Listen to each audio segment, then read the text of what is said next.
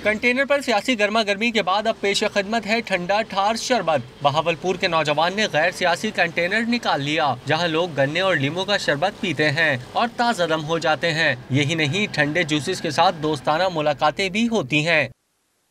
जी, हम अभी इधर कमर्शियल एरिया में आए थे, तो अभी गुजर रहे थे यहाँ पर, तो देखा एक जूस की शॉप बनी हुई है, तो कंटेनर बना हुआ है यहाँ पर ना।